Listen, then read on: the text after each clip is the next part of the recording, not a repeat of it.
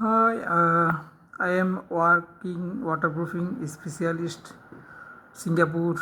So work experience of 10 years.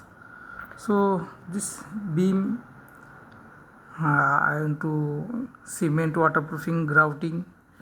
So I want to finish formwork.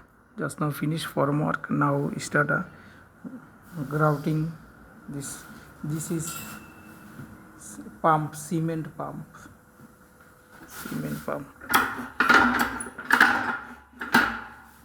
So this is grouting cement.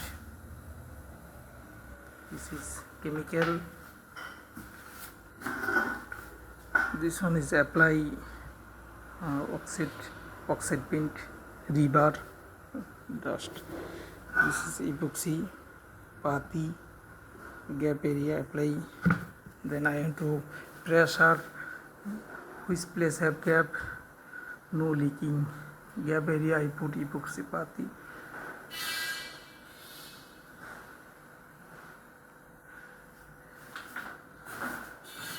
This is also a small one, beam area, small hole. I have to cover ready, formwork finish, just not finish.